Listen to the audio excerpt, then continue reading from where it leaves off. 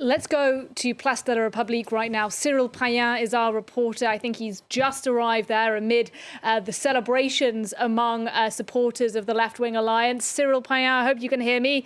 Tell us what's going on. Well, you can see we are just in central Paris, and night is quietly falling. We are just experiencing the arrival of hundreds, and I would say it could be more than 2,000 people here gathering. The general feeling, as we have been able to chat and talk with the people who are just walking in central Paris, is a huge and general sense of joy, of course, with this this news which is spreading of the left, which is leading the polls, but very much too of relief. Indeed, relief is the key word. Everybody has this sense of relief. People are gathering, kissing each other. There is really a sense of joy around here, with people coming here to show their happiness and this relief of this sense of deep relief with the fear that they were sharing of the far right being ahead at the polls. So we can expect this evening to be going very late in the night. There is also a very huge presence of security forces just around where we are standing with Johan Baudin.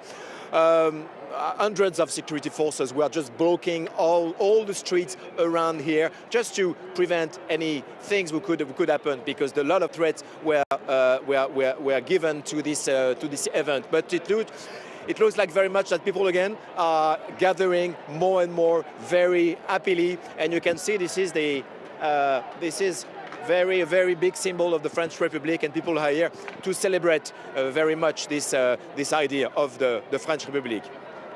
Cyril Payen in Place de la République. Thanks very much indeed. Sandro Gozzi, I know we're going to lose you imminently. Before we let you go, your final reflections on tonight. Not a win for your alliance, but really you didn't do too badly at all compared to what we were expecting. How do you account for that? But, 3 weeks ago, with those results, we would have got 50 seats. Now it looks like that we got 3 times more, 150. It looks like that we are in the second group. This after 7 years of President Macron in power.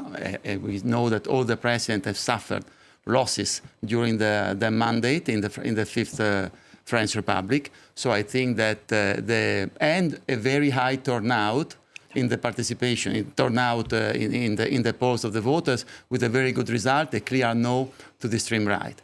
Now the point is, will the National Assembly will be able to do its job, which is build up alliances, provide solutions, approve bills, provide concrete answers to the French citizens. Certainly for Europe is a very good news, because President Macron will keep all his prerogative, and the majority of the forces in the National Assembly are pro-Europeans. Sandro, in a Doctor Who-like regeneration of the studio, we have new guests with us. Hélène de Lauzon, the Paris correspondent. Hello to you from the European Conservative. Good evening. And we also have Ana Navarro Pedro, a seasoned Paris correspondent for Portuguese media. Before you go, Sandro, let me bring this to you and show you this.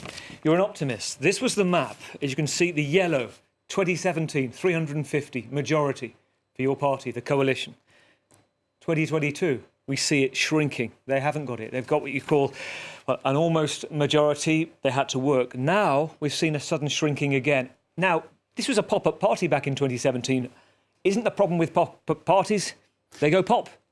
They go pop. No, I think that also these, we have been very quick in the analysis of the deaths of the centre, and the most disappointed are your colleagues in Italy, in Rome, and your correspondent said very clearly, because they had already celebrated. You mean the far right? The funeral of the centre and the big victory of the extreme right. It is clear that we are in a new composition, not only in terms of the role of the parliamentary institution, but it is clear that there are 3 poles in France. There is the extreme right, there is the centre, and there is the extreme left, the left and the extreme left. And I would say, among of the 3 alliances, the most consistent is us, because Mélenchon says things which are very, very different from Guzman, because I want to see whether the Republican, who has struck an alliance with the Rassemblement National, will continue in being alliance. And after all, our our poll, our coalition is the one who is most consistent in political terms. So I think that there is a good basis to continue our work, to give answer to the citizens, and to play an important role in Europe. Sandra Gozzi. Thank you. We'll let you go. Thank you. Thank you very much. Good evening. Thanks very much. Bye-bye. Well, let's go to Yinka Oyatade. She's with the Left Alliance in Paris. It's their night tonight, isn't it, Yinka? Yes, it's very much a party here. We've had music going on all night through. It's been music that has, messages of resistance, of fighting, of being militant, and it really just reflects the mood that the New Popular Front have really tried to transfer to their supporters, to fight, to be militant and fight against the National Rally and the surge of the far right in France. And they've done just that today. They've been able to stop them in their tracks and get the most seats in this second round of voting. We've had party leaders take the stage and really try to rally crowds. We had Jean-Luc Mélenchon take the stage, and of course he's a divisive figure in France, but here at the New Popular Front he's just loved. People have been cheering his name and really just rallying around him, and they've also been rallying around the need for Palestine to be recognized as a state. We've had Palestinian flags being thrown in the sky, and we've had flares going off. People are very much elated by tonight, and they're hoping that the New Popular Front will go forward with those key pledges to recognize Palestinian statehood and to also raise the monthly minimum wage to 1,600 euros, and also to repeal Emmanuel Macron's controversial retirement reform, which saw the retirement age go up to 64 from 60. They want to take it back to 60.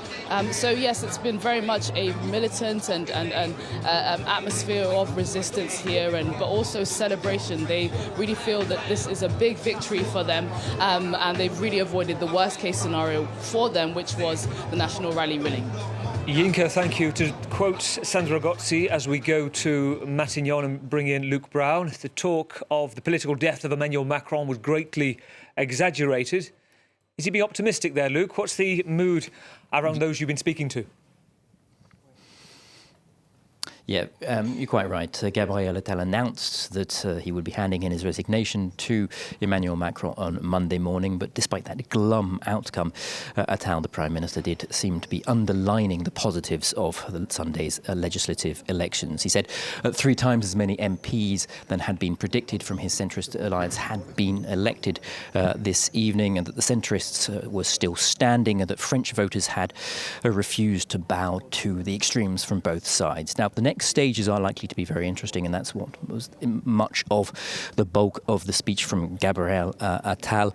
Of course, given that he indicated that he would be willing to stay in the post for as long as was necessary, that's extremely important given, of course, the major events that are set to take place in France over the coming months, most notably, of course, the Olympic Games here in Paris. It's also going to be extremely interesting to see to what extent, given the centrist alliance of Ensemble did better than expected in the polls and has more seats than expected, it will be wanting to weigh on the formation of a future government, given, of course, that no single political party has an absolute majority.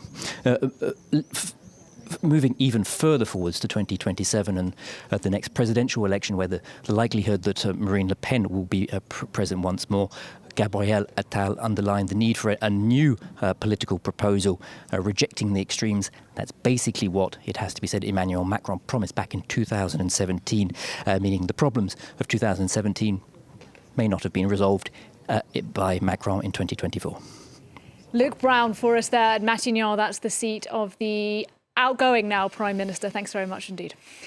If you're just joining us on France 24, a reminder for you of what's going on. It is election night and we have some unexpected results. According to the projections, the New Popular Front, the left-wing alliance, has now between 171 and 187 seats. Remember, you need 289 for an absolute majority. In second place, the president's grouping Ensemble on between 152 and 163. And in third place, the national rally on between 134 and 152. Now, Diptyque Laurent is our expert with the numbers this evening. She's crunching those figures for us and she's got an update. Diptyque, over to you. Well, let's say you just gave those projected figures. Let's give you a breakdown per coalition. So this is the New Popular Front, that four-party left-wing coalition. So what you have here is a breakdown of how much each party within that coalition is projected to get. The Green Party 32 to 36 seats, the Socialists 59 to 65, 11 for the Communist Party, and 69 to 75 for France Unbowed. That's Jean-Luc Mélenchon's party, meaning that they would be the biggest party within that coalition. For Emmanuel Macron's Together coalition, his party picking up projected seats of 92 to 102, 96 to 102, and smaller figures for the other two parties making up his coalition. As for the far right, the National Rally projected to pick up about 120 to 134 seats, 14 to 18 for Les Républicains, the right-wing party. So as you can see, that magic number of 289, no one really has it at this moment. So it remains to be seen how they can sort of forge partnerships going forward, forge alliances going forward. I can also show you just a few individual scores as well. Here we have this is Elisabeth Borne, the former prime minister who has been elected in her constituency with about 56% of votes, while in Gérald Darmanin, the interior minister, also elected with 61% of votes in his district as well. Nadia. Diptyque Laurent, thanks very much indeed. Well, let's get some analysis on those numbers with our guests here in the studio. And let me bring in Ana Navarro Pedro sitting next to me, who we haven't heard from yet. Just give us your overall thoughts on tonight. It wasn't the results we were bracing for. How do you think this happened? Honestly, I have no idea. Okay. Because, let's see, neither the polls nor what we could see happening in France this week, nor the dynamics of European elections giving first place to total victory to the National Rally, nor the first round. Nothing would lead up to this, except for the people who quit their seats, between the two rounds, and there were over 200.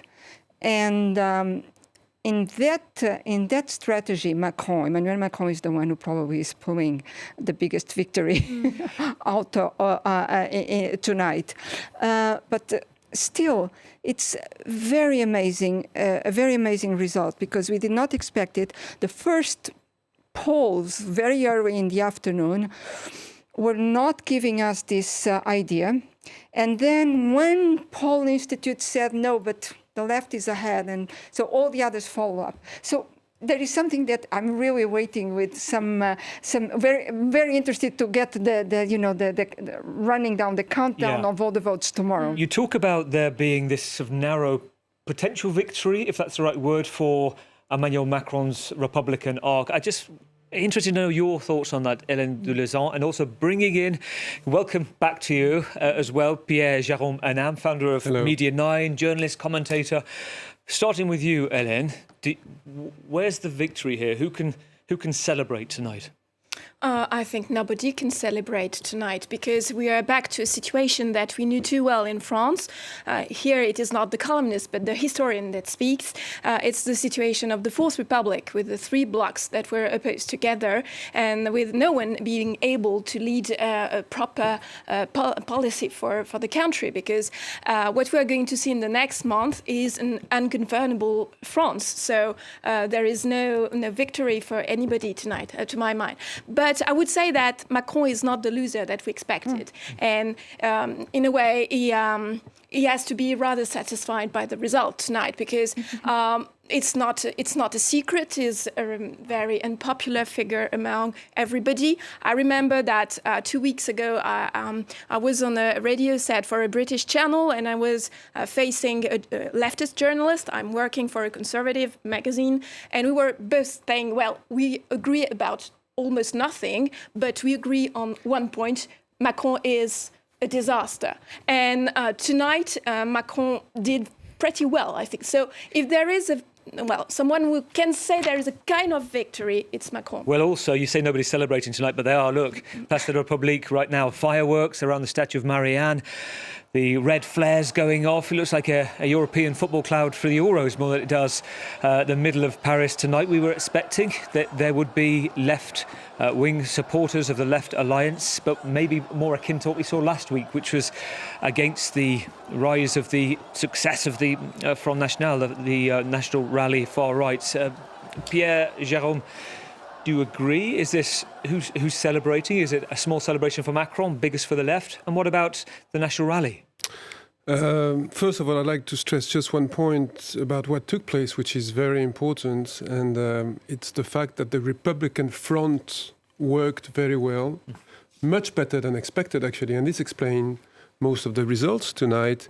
It means that a lot of people for the second round withdrew, so that the candidate from the National Rally could be beaten, and it worked very well, more than expected. I don't know whether there is a loser or a winner.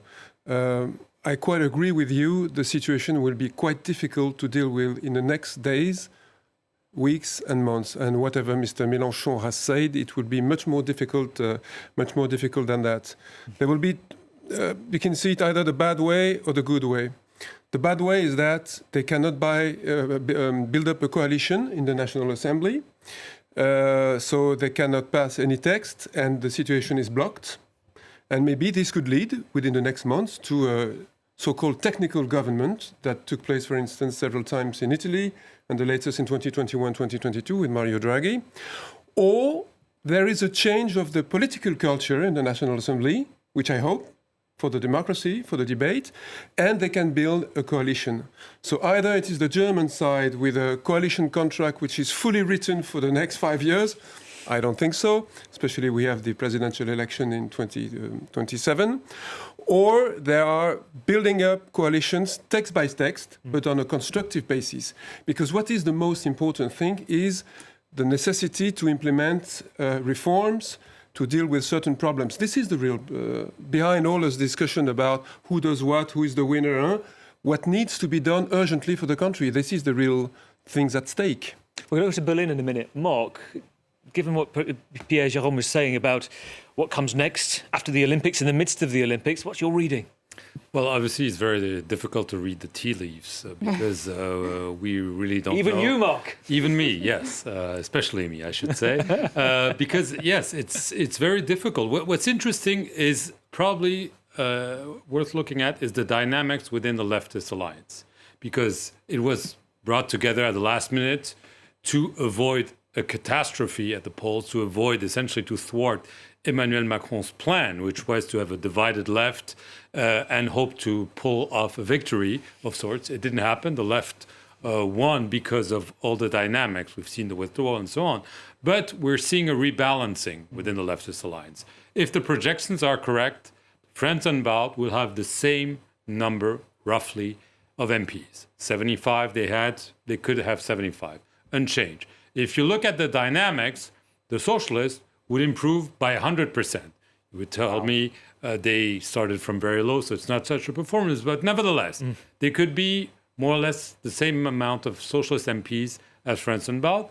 Same thing with the Greens, less of an improvement, but still, they were smashed at the European elections, 5% 3 weeks ago, and they could have around 30 MPs. And the leaders of the socialists and of the Greens have already hinted that they could maybe be open to a different kind of governance and so on, which is obviously a way to say, okay, we're ready to sit down and talk. Who can they talk to? They will not talk to the National Rally. They could talk to Emmanuel Macron's camp, or at least Emmanuel Macron's camp without Emmanuel Macron.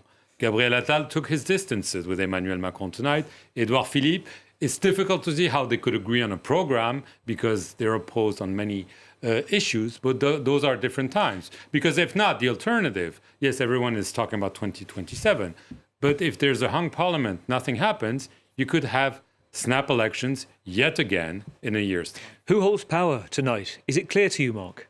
Emmanuel Macron still holds power, because there's no clear prime minister, there's no clear majority. So he might have been desperate last Sunday, maybe less so tonight.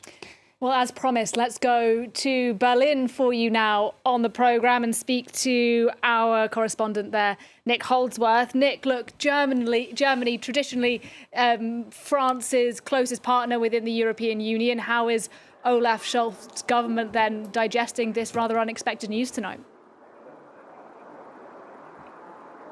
So far, no reaction from Chancellor Scholz or any members of the German government at all. In fact, it's been left to Prime Minister Donald Tusk in neighbouring Poland to tweet enthusiasm in France, disappointment in Moscow, a relief in Kyiv. It's enough to be happy in Warsaw tonight. However, Scholz has been exhibiting some disquiet this week. There was a party meeting of his party earlier this week on Tuesday where he was saying he was really quite anxious about the results and hoping that France, a country that he says he admires very much, he got quite emotional, doesn't let the far right in. So he will be very relieved, but he's a fairly cautious politician. He's likely to wait for the official results before he makes any kind of official comment. What may be interesting to see is the degree to which the French turn to the Germans now for some lessons on how to govern in coalition, because of course Chancellor Scholz's party is part of a coalition which was beaten by a couple of points in the European elections by the far right, the AfD. Now, the AfD didn't poll as well in Germany in those European elections just under a month ago as had been expected, and that seems to have been the result in France tonight, with Le Pen's National Rally not doing as well as they had been projected. So there will definitely be relief in Berlin, and I suspect that there will be quite a lot of contact between Scholz and Macron. In fact, they've been texting each other on a daily basis in the last week. Such was the anxiety about the result of tonight's final round of the French general election. Nick, thank you. From Berlin to London. Hello to Benedict Pavillot.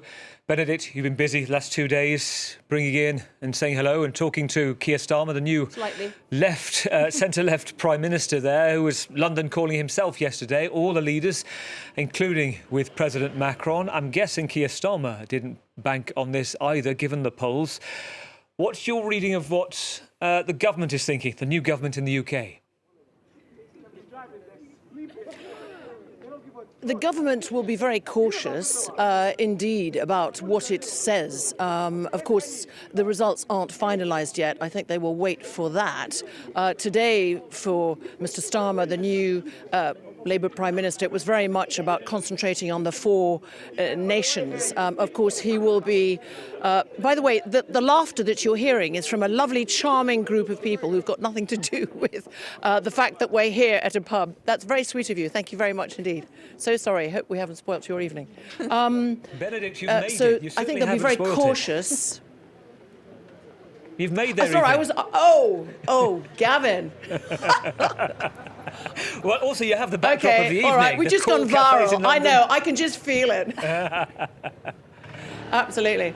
Thank you for that. That's you again. So, yes, I think they will be very cautious, and they will say whether it's the election of whether it's Mr Biden, if indeed he is very much still the candidate in November against Mr Trump. They will be very careful about what they say about elections abroad, and that they will work with whoever the French people decide to elect. I just wanted to take you a little bit somewhere else, and that is that we are here in the United Kingdom in the 3rd constituency, which is made up of 10, so this is about French citizens abroad, and there are countries like Denmark, Ireland, Finland, the UK, Norway, Iceland, Latvia, Sweden, Estonia and Lithuania that have been voting, and electronically mostly, and we're waiting. It's a duel between Charlotte Maviel, who is the candidate for the new Popular Front, and the Ensemble candidate, Vincent Coeur. I think it's neck and neck, and they came out of the first round, and out of thousands of votes, 265,873, Gavin, I'm not going to make you guess, but there was just a 63 vote difference. It sounds like it's a bit tight tonight, but we expect and hope that we can bring you the results soon. Another cliffhanger, Benedict, with the most Parisian backdrop of the night in London. Good. Excellent. Thank you. Do we get a prize? Always. That was Benedict Pavillot for us there in a rather elegant looking street there in London. I want to bring back in Pierre-Jérôme Henin, because you were nodding earlier when our correspondent in Berlin was saying that maybe now French politicians need to learn a few lessons from Germany, where of course there is a culture of coalitions. There's a culture in several countries of coalition. One of the most famous ones is Germany, if I could put it this way. That's maybe, yes, if we could change the French politics into something more efficient, more intelligent, calmer than it used to be, especially in the last weeks in the National Assembly, which was such a circus, disastrous image. I think we have something to learn from other countries. And one thing I just would like to stress, because we've heard your correspondents both in Berlin and London, yes, foreign affairs will be a major issue at stake. For the two previous cohabitations between Jacques Chirac and François Mitterrand and Jacques Chirac and Lionel Jospin, both President of the Republic and Prime Minister were aligned on the foreign affairs issues. Whereas now, if we have another type of cohabitation, it might not be the case. Let's not forget that France is the only EU country at the United Nations Security Council, a nuclear power belonging to NATO. So we're talking about a very important country. And if both powers don't walk at the same pace, it might give a very bad image in other countries. I think this evening, at least the impression I have, is that we've talked a lot about, of course, the unexpected results and sort of the political strategy going on to have got us to this point. But we haven't talked a huge amount about policy. And perhaps rather than asking ourselves why it is that the Republican front held and why certain French voters chose not to go for the far right, why did they opt for the other side? What was the far left, or the left-wing alliance perhaps, pitching that appealed to voters so much? Marc Perelman, on the policy, what do you think people went for? It didn't matter. It didn't matter. It didn't matter. Whatever. I mean, there was no substance. You're saying there to this was election. no substance. It was an emergency election. I mean, everyone scrambled to figure out what will happen, who's allied with whom. Even, I mean, you could see the programs. Yes, Jean-Luc Mélenchon said we have a very solid program. It was put together in a few hours and so on. Not all of it was costed, if I remember correctly. Yes, but the National Rally had a program, and the program was disappearing as we were nearing the election. It was an emotional election more than anything else, and this is why we got the results tonight. Hélène, I've heard you say before about the French legislative elections, au premier tour, on choisit, le deuxième, on élimine. We choose in the first, we eliminate in the second. You think that's applied tonight? Yes, indeed, it perfectly applied in this situation, and I perfectly agree with Marc concerning the fact that it was emotional and there is no rational choice for any kind of policy. We mentioned a few minutes ago the fact that, for example, Elisabeth Borne had been re-elected, and she's been re-elected with the addition of people who were in the street to demonstrate against her policy. So it's totally ludicrous. And we can consider that there is no positive choice for a particular policy in the votes that we can analyze tonight. And of course, it's true for the New Popular Front.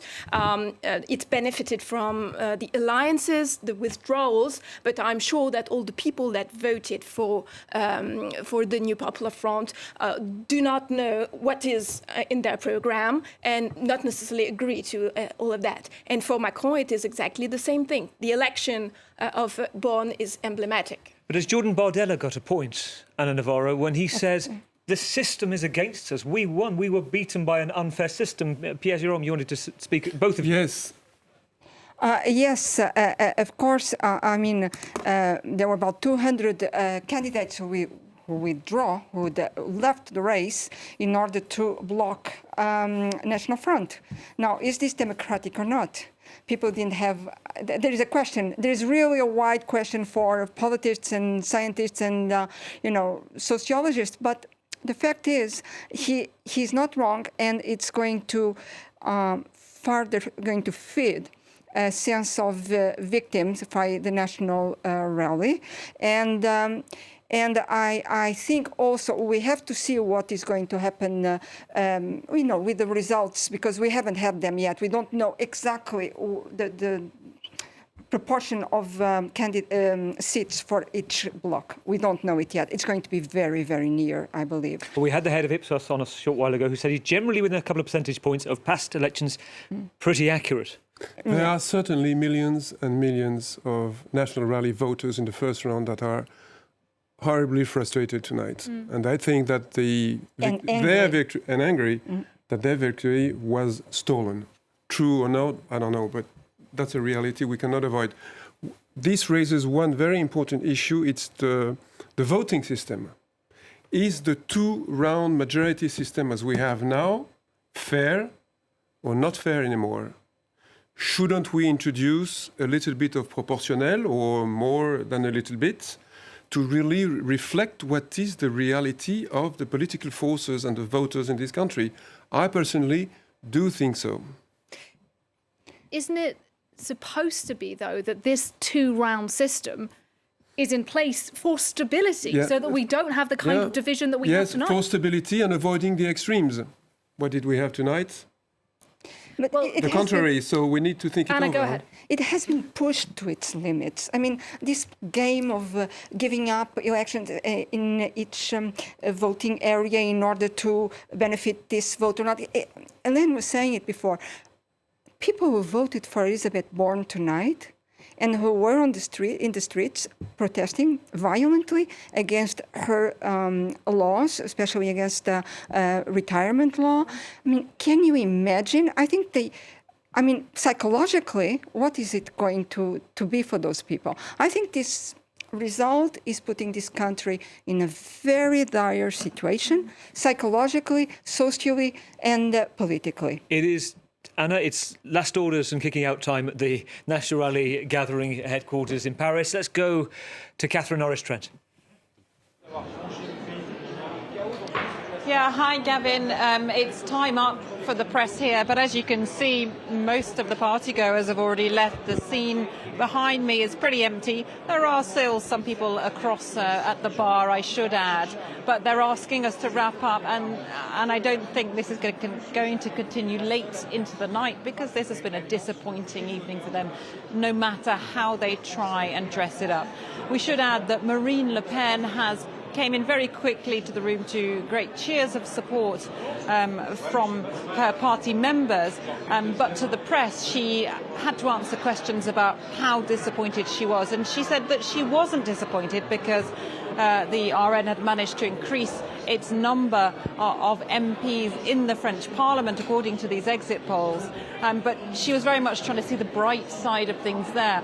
Asked repeatedly whether she would be president in 2027, she didn't answer directly, but she insisted we will continue, and she called this alliance of the centre and the left, she called it completely incoherent and predicted it would collapse very quickly. So there was a certain amount of bitterness in her speech, similar to the bitterness we saw from Jordan Bardella. And among the supporters here, shock, surprise, disappointment and anger that they feel that the will of the French people, according to them, has been blocked by this alliance, and they say that line simply can't hold. Anna Navarro-Pedro made a good point, Catherine, a moment ago, and so did Pierre-Jérôme Henin, talking about how they felt the National Rally had the right, Jordan Bardella said, they felt they were beaten by the system. And actually with that could actually bring out a momentum of a victim mentality to which other people, they can play on that. Do you get that sense within the room that could be a strategy? Absolutely. I think that's already emerging as a strategy from what party leaders and from what people here in the room have been telling me. They say they've been victims of the political system, of the political elite. So it plays right into their hands. They say that no matter how much public support they have, and they did have the votes of millions of French people, that they are being beaten by parties coming together behind closed doors, in the corridors of power, and making deals. And they say that the French people won't put up with that. So you can see this attack line that's going to be coming out. It is already coming out, but expect to hear a lot more of that. Catherine Norris-Trent with the National Rally this evening. Thanks very much indeed. Well, let's bring back in Hélène de Lauzon listening to that with us. Hélène, your thoughts on that idea that as a result of the far right coming out ahead in the first round of the election, but third place apparently in this second round, that will increase alienation by their voters, disenfranchisement. Do you agree with that analysis? Yeah, of course I agree with that, and that's very logical. We were mentioning at the beginning that the Republican front won once more, but I'm not so sure it's a good thing, because if it works, it means that there is a kind of defense of the system against the National Rally. And if you want to be honest, if you consider that this party is not democratic, is fascist, why don't you forbid this party? If it has the right to exist. It should be a fair game. And I saw something of an hysterical campaign during the first and the second round from certain media trying to draw the attention on a fascist threat. I can mention, for example, the front cover of Libération saying, well, it's a question of life and death. And that was grossly exaggerated. We've seen right-wing coalitions in Sweden or in Italy, and people are not dying in the street. People are not going to be expelled from one day to another because there is a right-wing coalition at the head of the country. So, yeah, I think that this feeling of frustration is legitimate. And it's also a part of a strategy, of course. But I would say that if I can consider a long-term strategy about the RN, I say that they're not totally loser now, because it would have been a partial experience for them if they had been in a cohabitation, and they would have had much to lose in such an experience. Now they can capitalize on a discontent of their voters and prepare 2027 with more confidence, I would say. Historically, cohabitations have always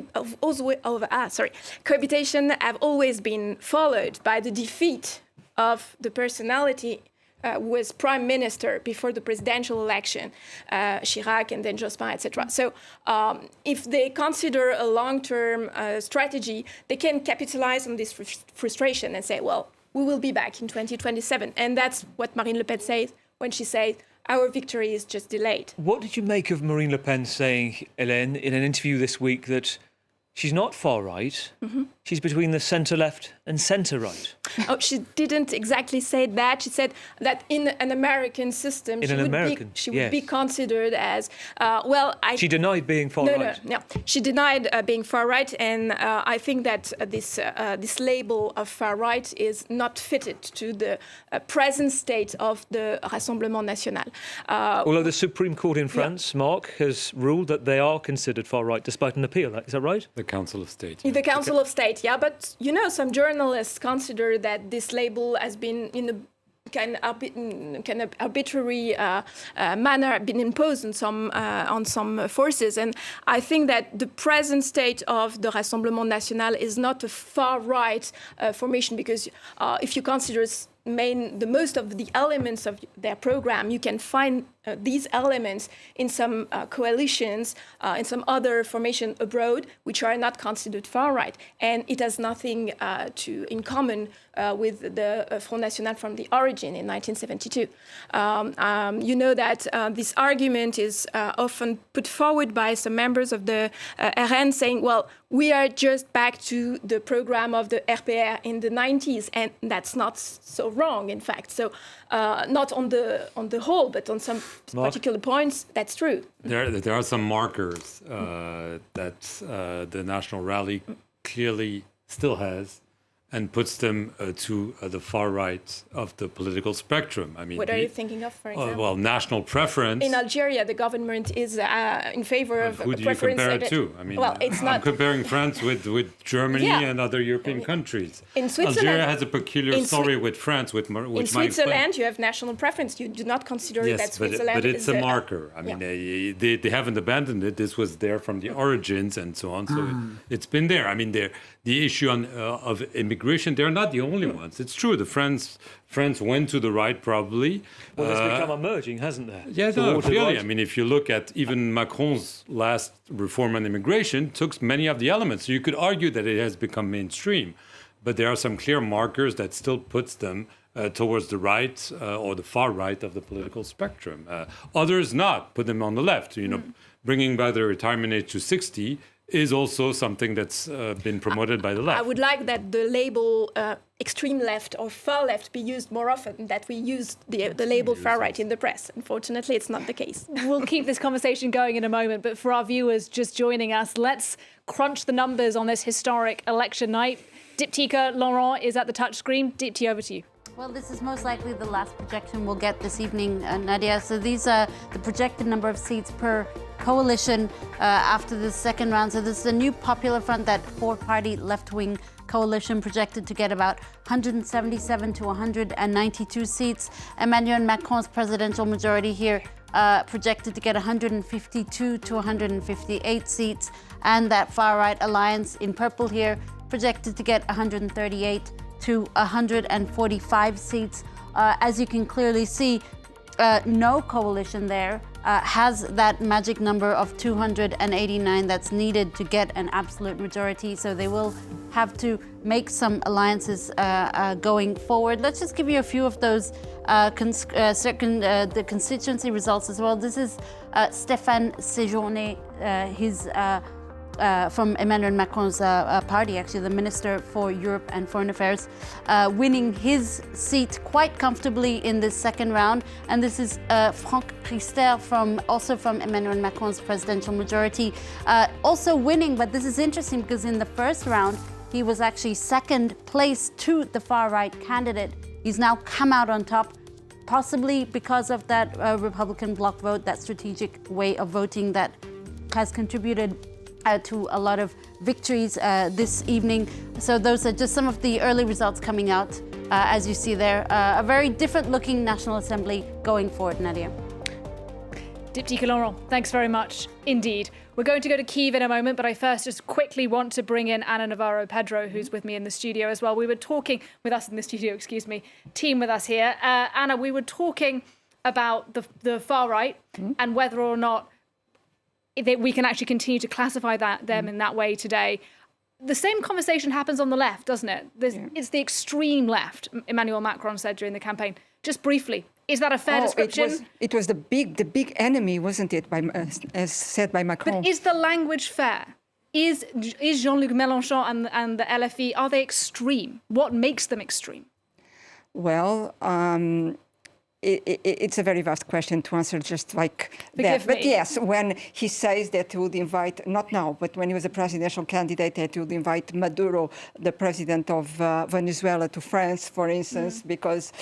And we know that this leader is a very, very polemic and you also have the accusation that goes all the time, as Marc well knows, that they are anti-capitalist. They would crash the economy. Least trusted on that as well. Yes. I want to come back to this. I want to go to Ukraine first, because Emmanuel Chasse is in Kyiv, our correspondent there.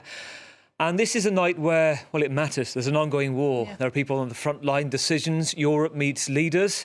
One of the big engines of Europe, the French with the Germans. Arguments amongst the Rassemblement National with Emmanuel Macron about troops and whether they could be deployed and who's in overall control. Emmanuel, give me your update from conversations you've been having tonight in Kyiv. Well, we were talking earlier about how worried were Ukrainian people of a possible victory of the national rally in France. Here, Ukrainians don't really have time to wonder whether it's a far-right party or not. What they see is that it's a party that was financed by the Kremlin for many years, and that it's a party that aligns with Moscow's goals in, Moscow's vision rather than Kyiv's vision. You've mentioned there was a lot of worries about the help that is being given to Ukraine by France, be it sending military trainers here, sending fighter jets as well, and sending long-range missiles. So what I've been hearing tonight after the outcome of this election in France was people being relieved, people telling me that they had been worried about this result, and also people asking what will be France's policies when it comes to Ukraine, because they are a bit in the dark here as to what policy will a left-led government lead here with regards to the help in Ukraine. Emmanuel Chaz for us there, live in Kyiv, just before curfew starts this evening. Thanks for talking to us, Emmanuel Chaz there. Well, let's get the perspective from Washington, D.C. now. Fraser Jackson joins us live from there. Fraser, I understand you have a little reaction to this political upset here in France. What's the latest where you are? Yes, I've been talking to some US government sources, and it's a bit of a tale of two stories, really. The official reaction is, of course, that the US doesn't comment on domestic politics, and the top line that they gave me for that was, regardless of who becomes prime minister, we expect to continue to have a strong partnership and close relationship with the French government on a range of important issues. We don't see that changing. However, when you dig a little deeper, I asked this source whether there was a sigh of relief in Washington at the fact that the leftists are the one that came out on top in this parliamentary election, and that source said that it was, quote, a sigh of relief. That was because the US really was monitoring whether the far right would get into government in France, because that, of course, would dictate how much money went to things like Ukraine. Macron may be in charge of the defense plan, but it is the government which controls the purse strings, and if it was a far right government, that could have become a lot more difficult. So that was something that Washington was watching closely. They said having a parliament that is more likely to agree to spending measures that advance transatlantic priorities and security commitments is absolutely a good thing. Now, of course, this is all against the backdrop here in Washington of the NATO summit, which is happening this coming week, where Macron will be coming to DC. So a lot of important decisions to be made on the world stage in the next week in the aftermath of these elections. Fraser, thank you. Our correspondent in Washington, Fraser Jackson, just explaining really interesting analysis he's getting, conversations with US politicians, particularly government sources as well. I want to bring you some news we're getting the past couple of minutes. This is on the financial markets, the euro slipping on Sunday after projections from the election pointing to a hung parliament. Unexpectedly strong showing for the left-wing New Popular Front. So analysts on the markets, the worry clearly, it doesn't like unpredictability, volatility. Let me bring that to you, Pierre-Jérôme. What are you making of the fact that we are now looking at a period of leaderless, lack of prime minister, lack of a government? Before answering to this precise question, just one thing about the far left or left wing for the... Should we see them as extreme or not? That was raising the minimum wage to 1,600 euros, blocking the prices, reducing the age of retirement to 60 instead of 64 are clearly left-wing measures. That's all. Left wing, but not extreme. Too far extreme. It's pretty extreme to me, actually, because if you see the impact on the public budget of raising the minimum wage to 1,600 euro per month, it is nearly 200 more per month per person. It is huge, and they cannot. We charge. Yeah. Well, on top of that, you have allegations about anti-Semitism are labelled directly at Jean-Luc Mélenchon, which Marc, he denies, but they don't go away. And you've given your clear thought on that. I do want your thought from between us, really, on the state of French finances, which is in a bit of a debt crisis at the moment anyway, just been marked down to which the National Rally jumped on. As you have stated it very clearly, markets do not like uncertainty. They need to see things clearly going on. And the better we will find a prime minister, the better we will be able to build coalitions in the National Assembly that resemble to something, the better it will be for the markets. That's what I think. But it will be a very interesting thing for the French political class, at least in the National Assembly. They will have to change their mind. Instead of being in a constant confrontation, they will need to put on the new clause of conciliation and discussing with the others and understanding that the others can think differently from them. But this is all a new mindset, and if it works, it will be a great progress. It will be a miracle. Well, I believe in miracles. In the history, we have to believe in miracles. In the history of the Fifth Republic, Marc, this has happened only twice, 2 hung parliaments. Talk us through, have we got lessons from the past we can draw here or not? It's very difficult when you don't have a clear majority or even a relative majority. I mean, this is what we had, and you saw how difficult it was, how chaotic it was in Parliament. That even for Emmanuel Macron's camp had 245 MPs. None of the three blocs will have that, sure. And far from it. And he struggled. He was forced to use Article 49.3 of the Constitution, whereby you push through legislation through Parliament and you get a motion of defiance.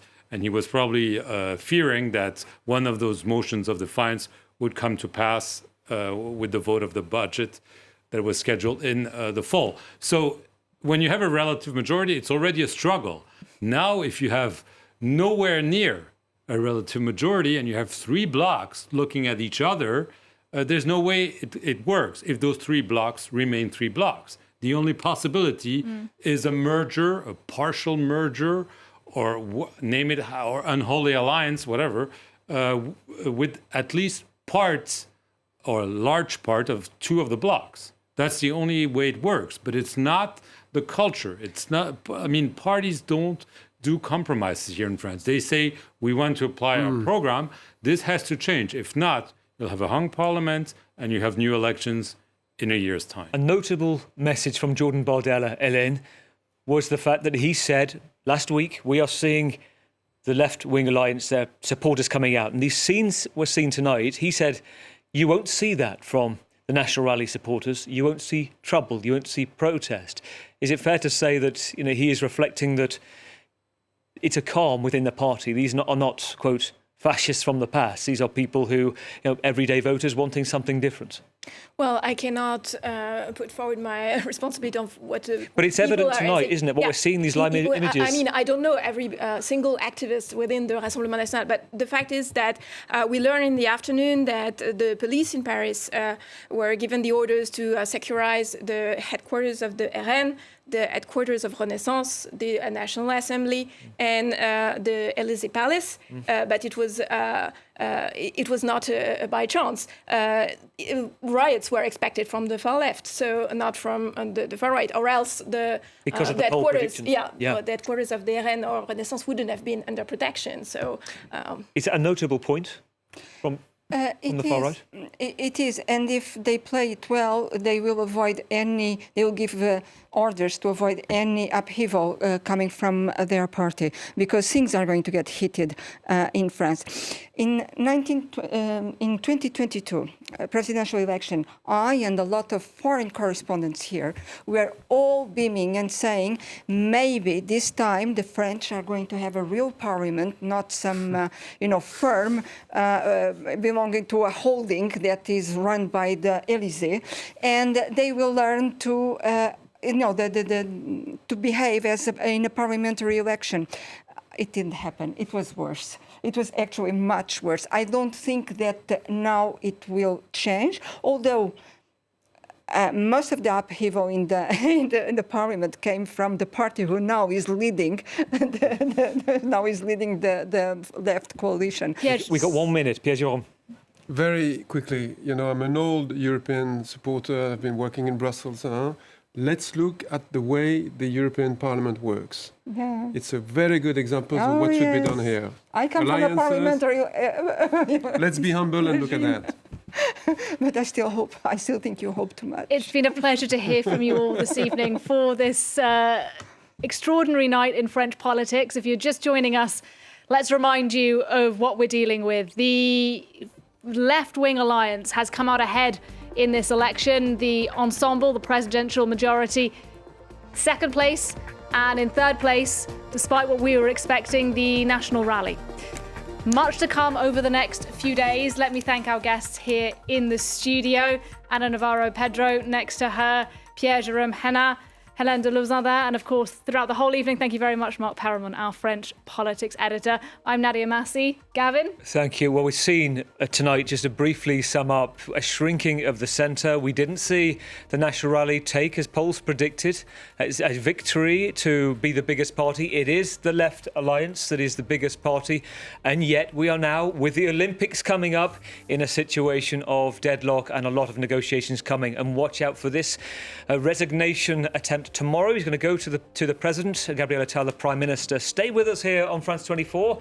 We're going to give you a roundup of what happened this evening.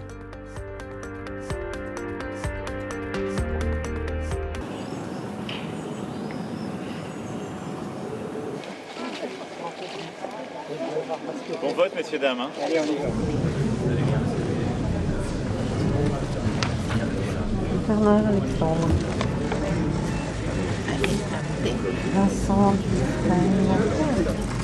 Comment allez-vous? Vous allez bien?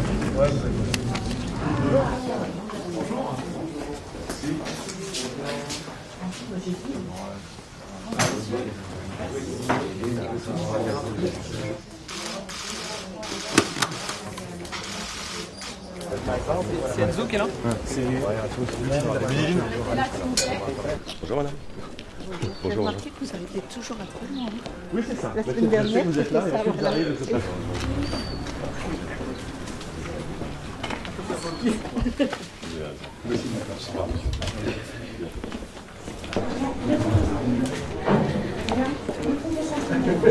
Allez, c'est bon, on y va. Merci. Juste pour tout à l'heure, on va passer par là. Ok. Voilà, vous êtes juste devant. Oui, je bloque la fenêtre. Merci. Voilà, je vous en prie. Au revoir, monsieur. C'était utile d'avoir un peu là.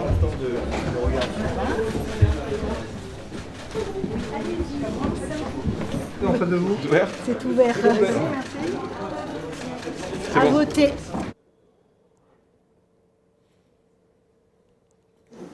C'est pas mal. Dès l'ouverture. Dès l'ouverture.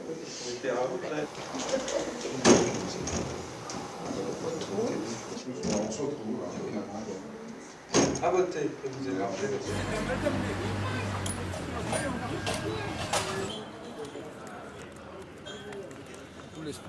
Oui, pour moi, c'est très important déjà.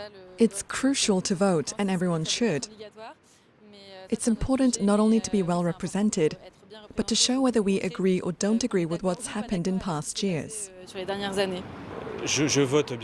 I vote at every election, and I'm also campaigning for a party. The stakes are very high.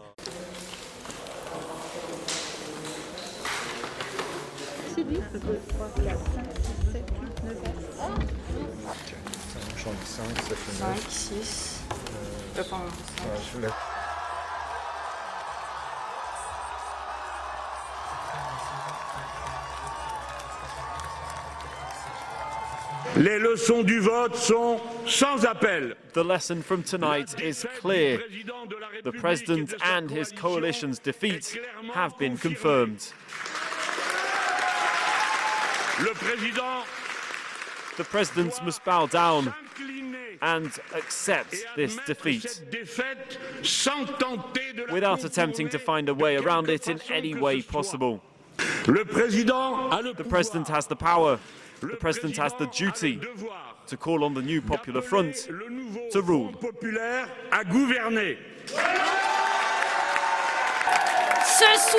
Tonight, social justice has won. Tonight, environmental justice has won. Tonight, the people have won. We worked together by taking a very clear position in the second round, by withdrawing candidates where necessary to prevent the far right from winning. But let's be clear, this didn't come so naturally and quickly for everyone. However, the final result is what matters. Voters have prevented them from winning. Thank you. The alliance of dishonor and electoral arrangements made by Emmanuel Macron and Gabriel Attal, together with extreme left parties, have deprived the French people of political reforms that they had largely asked for. by putting us first in the European elections and in last week's first round, with almost 34% of ballots in our favour. Fidèle à la tradition républicaine, in line with the Republic's traditions and with my own principles, I will hand in my resignation to the President of the Republic in the morning. In light of tonight's results, with no clear majority, I know that many French people are feeling uncertain about our future. Our country has found itself in a political situation like never before and is preparing to welcome people from across the world in just a few weeks' time. I will continue my duties as long as necessary. It could not be any different in such a crucial moment. Si importante pour notre pays.